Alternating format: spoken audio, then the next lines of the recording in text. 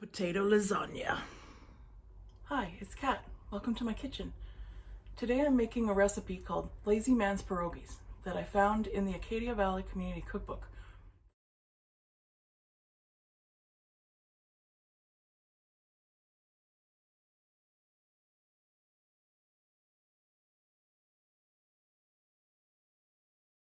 It's a layered casserole. It's kind of like a potato lasagna. So what I have to do first is boil these lasagna noodles and then cool them so that they're able to be handled. I'm going to be mixing this cottage cheese with an egg and some spices. Another layer is going to be leftover mashed potatoes that I mix up with some cream and cheddar cheese. And the top layer for the casserole is going to be onion, chopped up and sauteed in butter. Then I'm going to layer it all up, pop it in the oven, and I'll be able to eat it as leftovers throughout the week. So I'll get that onion chopped up and the noodles boiled, and I'll see you back in a bit. I've got the lasagna noodles cooking in the boiling water. I have the stove timer set so that they don't get overcooked. Here I have the chopped onion sauteing in the butter.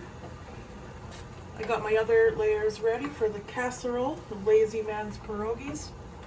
I've got the cottage cheese with the egg, and I've got the mashed potatoes that I added leftover cream and some cheddar cheese.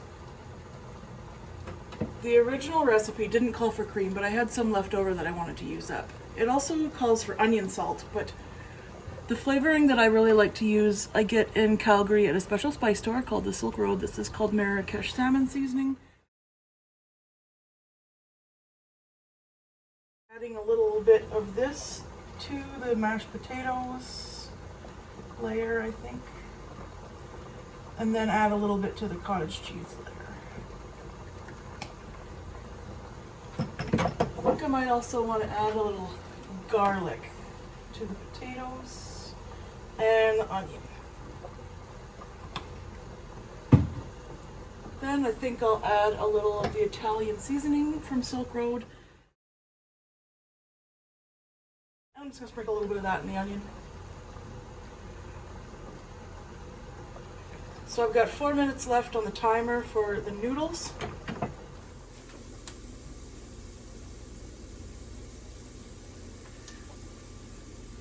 This noodle got broken while it was cooking, so I'm going to use that on the bottom layer. No one will ever know.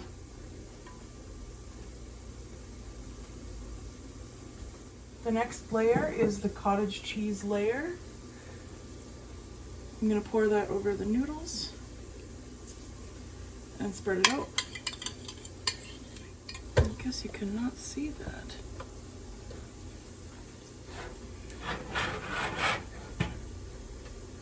I've put the 3 noodles on the bottom of the dish, sprayed with cooking spray. I spread out the cottage cheese and egg and spices mixture.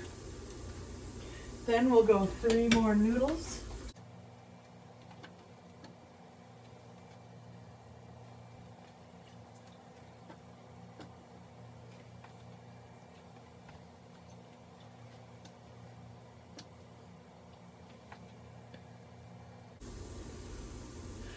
The next layer is the potatoes.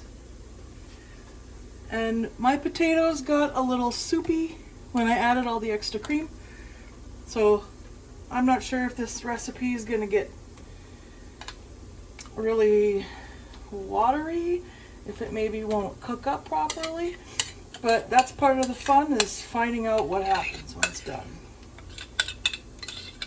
I'm pouring that layer over the noodles. Spread it out.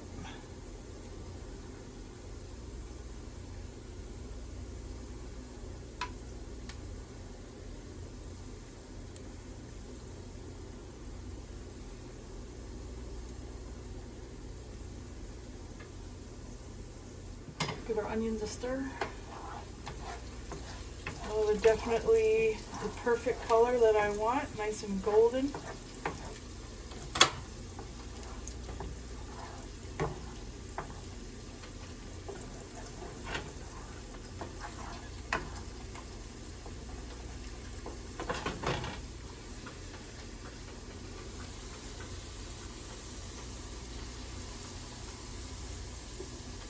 So I would say these cooked for maybe 20 minutes,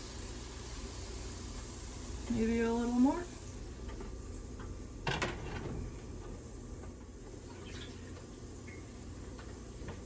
Okay, then we're adding our last 3 noodles on top of the potato mixture.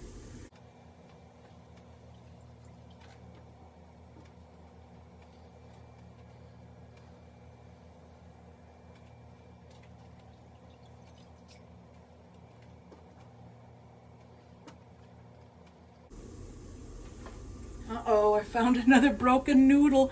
This one should have gone on the bottom, but what can you do? It's all gonna get chewed up anyway, alright?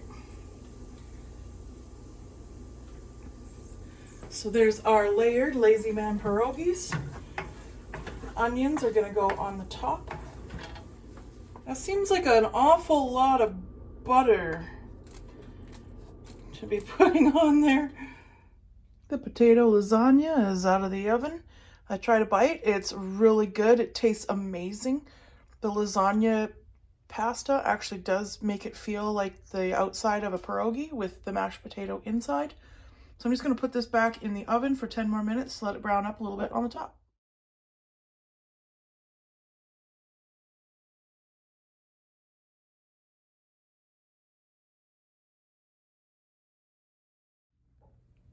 Some final thoughts about the recipe that I made today. The Lazy Man's pierogies. There can be lazy men and women. I think that the title is outdated. I don't think it should be Lazy Man's. Also, I self-identify as part lazy, and I think the effort required in making today's recipe far exceeded the limits of someone who is lazy. I think that this recipe, I was thinking of calling it potato lasagna, but because it really does feel like the pierogi, maybe I'll call it less effort than handmade pierogies.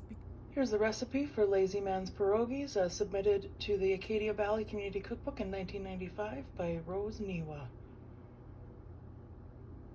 I made some changes to the spices, as well as the addition of cream. After baking 30 minutes, I removed the foil and baked another 10 minutes to kind of brown up the top. This recipe was really good, and I'll be definitely making it again in the future. See you next time!